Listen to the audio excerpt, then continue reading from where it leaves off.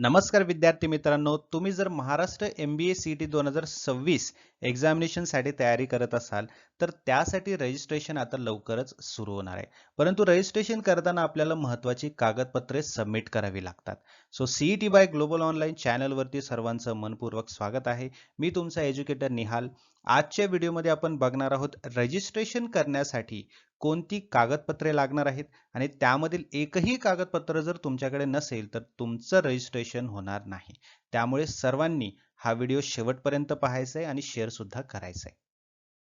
पुढे जाण्याआधी अत्यंत महत्त्वाची गोष्ट तुम्हाला सांगू इच्छितो. जर तुम्ही MBA CET परीक्षेची तयारी करत असाल आणि उत्तम पर्सेंटाईल मिळवून बेस्ट कॉलेजमध्ये तुम्हाला जर ॲडमिशन घ्यायचं असेल, तर तुमच्यासाठी ग्लोबल ऑनलाईन घेऊन आलेला आहे MBA CET 2026 कंप्लीट कोर्स, ज्यामध्ये तुमचं पूर्ण सिलेबस जो आहे तो लाईव्ह सेशन्समध्ये कव्हर केला जाणार आहे. जे की मराठी आणि इंग्लिश या कंबाईन लँग्वेजमध्ये इंटरॅक्टिव्ह सेशन्स असणार आहेत. बघा, लाईव्ह सेशनची एक खास गोष्ट म्हणजे तुम्हाला थेट शिकायची संधी मिळते आणि कुठलाही डाऊट जर तुमच्या मनामध्ये असेल तर तो तुम्हाला लगेच विचारता येतो. राईट? आणि शिवाय काही कारणास्तव जर तुमचा लाईव्ह सेशन मिस झालाच तर रेकॉर्डेड सेशन सुद्धा तुम्हाला उपलब्ध करून दिले जाणार आहेत, जेणेकरून तुमची स्टडी कुठेही थांबणार नाही, कंटिन्यू मध्ये तुमची स्टडी चालत राहणार आहे. राईट? यासोबत तुम्हाला तुमच्या टॉपिक वाईज MCQ सुद्धा मिळणार आहेत, जेणेकरून प्रत्येक टॉपिकचा अभ्यास तुमचा बळकट होईल, चांगला होईल.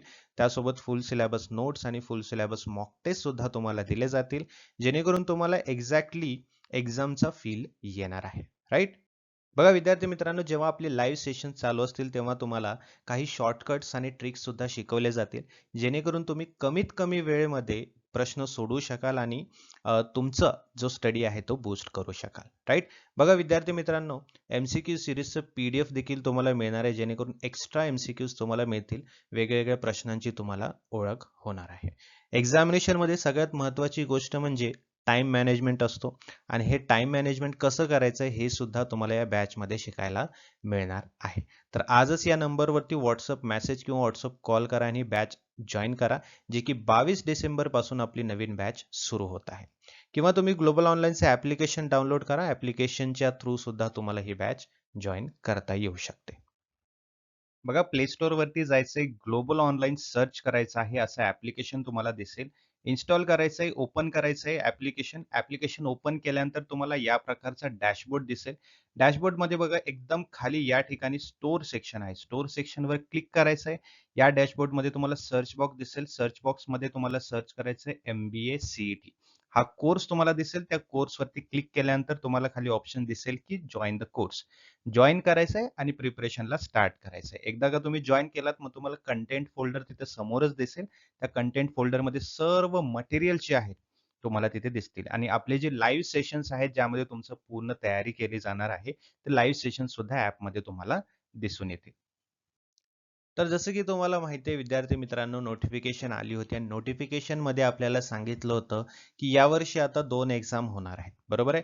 जी की पहिली एक्झाम आपली 6 ते 8 एप्रिल 2026 मध्ये होणार आहे आणि दुसरी एक्झामिनेशन जी आहे ती 9 मे 2026 ला होणार आहे.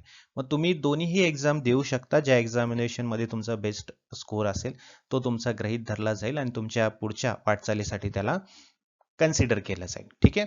तर बघा, यानुसार रजिस्ट्रेशन डेट जे आहे ते लास्ट वीकमध्येच पॉसिबल आहे. डिसेंबरच्या लास्ट वीकमध्ये 27-28 तारखेला पण हे रजिस्ट्रेशन डेट येऊ शकतात किंवा जानेवारीच्या फर्स्ट वीकमध्ये सुद्धा आपण एक्सपेक्ट करू शकतो की आपले रजिस्ट्रेशन्स चालू होतील. आणि जी एक्झामिनेशन डेट आहे त्याच्या 1-2 वीक आधी तुम्हाला ॲडमिट कार्ड्स किंवा तुमचं हॉल तिकीट जे आहे ते मिळून जाईल. मग त्यानुसार बघा विद्यार्थी मित्रांनो, जसं की मी तुम्हाला सांगितलं, रजिस्ट्रेशन जे आहे ते डिसेंबरच्या लास्ट वीकमध्ये येण्याची शक्यता आहे किंवा जानेवारीच्या फर्स्ट वीकमध्ये येण्याची शक्यता आहे. सो आपल्याकडे खूप कमी कालावधी आता उरलेला आहे. सो त्यासाठी आपल्याला डॉक्युमेंट्स रेडी ठेवणं गरजेचं आहे, जेणेकरून रजिस्ट्रेशन चालू झालंच की आपल्याला ते डॉक्युमेंट्स शोधायला जास्त वेळ न घालवता आपल्याला लगेचच ॲडमिशन करण्यासाठी ते डॉक्युमेंट्स आपल्याजवळ असतील. राईट? मग ती लिस्ट जी आहे ती तुम्हाला मी सांगणार आहे, ते कसं करायचं आहे. एक्झामिनेशनचं रजिस्ट्रेशन करताना आपल्याला डॉक्युमेंट्स कसे सबमिट करायचे आहेत, कुठले कुठले करायचे आहेत, या सर्व गोष्टी तुम्हाला मी सांगणार आहे. तर सुरू करूया आपण. ऑलराईट, तर हे डॉक्युमेंट लिस्ट आता मी तुमच्या समोर सादर करणार आहे. बघा, एक गोष्ट लक्षात ठेवा, जेव्हा तुम्ही एक्झामिनेशनचं रजिस्ट्रेशन कराल तेव्हा तिथे डॉक्युमेंटची लिस्ट ऑलरेडी तुम्हाला दिलेली असते. मग तिथे तुम्हाला काही करायचं नाही, फक्त तिथे येस ऑर नो हे तुम्हाला सिलेक्ट करायचं आहे. ठीक आहे. इथे तुम्हाला डॉक्युमेंट्स कुठलेही सबमिट करावे लागणार नाहीत. 1-2 आहेत ते सबमिट करावे लागतात. ते कुठले आहेत मी तुम्हाला सांगतो. पहिलं तर तुम्हाला डोमिसाईल सर्टिफिकेट आहे. डोमिसाईल सर्टिफिकेट तुम्ही जर महाराष्ट्राचे स्टुडंट्स असाल तर तुम्हाला डोमिसाईल सर्टिफिकेट आहे की नाही तिथे सांगायचं फक्त. आहे तर येस करायचं आहे, नाही तर नो करायचं आहे. ठीक आहे. पण असलं तरच बेस्ट आहे. त्यानंतर तुमचं गरजेचं आहे कास्ट. ठीक आहे. कास्ट सर्टिफिकेट आणि कॅस्ट व्हॅलिडिटी तुम्ही करून ठेवा. आताच करून ठेवा जे की तुम्हाला पुढे लागणार आहे. आलं लक्षात? आता हे कास्ट कशासाठी लागतं? कारण बघा एक्झामिनेशनची रजिस्ट्रेशन करताना तुम्हाला तिथे फीस भरावी लागते. तुम्ही जर कॅटेगरीमध्ये असाल तर 800 ते 1000 पर्यंत तुमची ती फीस असणार आहे आणि जनरल असाल तर 1200 ते 1000 पर्यंत तुमची फीस असणार आहे. आलं लक्षात? सो आत्ता जर तुम्ही बघाल तर सगळ्यात महत्त्वाची गोष्ट म्हणजे आता 2 अटेम्प्ट आहेत. सो यावेळेस किंवा यावर्षी सीईटी तुमची एक्झामिनेशन फीस वाढू शकते.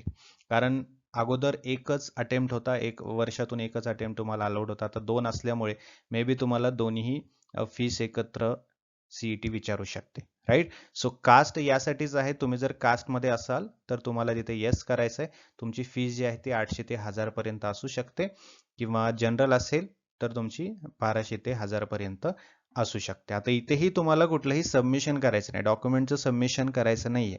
फक्त येस की नो हे सांगायचं आहे. त्या व्यतिरिक्त जर नोटिफिकेशन आलीच आणि काही विचारलंच किंवा कसं आपल्याला सबमिट करायचं हे जर सांगितलं तर त्याचा सुद्धा व्हिडिओ मी लवकरच बनवूनच टाकेन. ठीक आहे. त्यानंतर आहे बघा तुमचं आयडी प्रूफ. हे महत्वाचं आहे. आयडी प्रूफ तुम्हाला सबमिट करावं लागतं. मग तुमचं आधार कार्ड असेल, पॅन कार्ड असेल, पासपोर्ट सुद्धा तुम्ही करू शकता. बट मोस्टली सर्वजण आधार कार्डच सबमिट करतात. सो आधार कार्ड वगैरे तुम्ही जवळ ठेवा. हे तुम्हाला तिथे सबमिट करायचं आहे. ठीक आहे. आयडी प्रूफ म्हणून. त्यानंतर फोटो आणि सिग्नेचर हे कंपल्सरी आहे. तुमचं एक पासपोर्ट साईज फोटो आणि तुमची सिग्नेचर व्हाईट पेजवरती लिहायचं सिग्नेचर आणि ते सिग्नेचर सबमिट करायचं आहे. ठीक आहे. सो हे जे डॉक्युमेंट्स आहेत हे तुम्हाला तिथे सबमिट करायचे. बाकी डॉक्युमेंट जे विचारले असतं तिथे येस नो मध्ये तुम्हाला सिलेक्ट करायचं आहे. आलं लक्षात? सो बेसिकली या गोष्टी तुम्ही लक्षात ठेवायचं आहे. यामध्ये तुमचा आयडी प्रूफ वगैरे नसेल तर तुम्हाला ऍडमिशन घेता येणार नाही, रजिस्ट्रेशन करता येणार नाही. बाकी जे काही डॉक्युमेंट्स आहेत तुम्ही येस नो केल्यानंतर फीस भरायची आहे. राईट? त्यानंतर फीस जेव्हा भराल तुमचं रजिस्ट्रेशन होऊन जातं. ठीक आहे. एक लक्षात ठेवा फीस जी आहे ती वाढू शकते.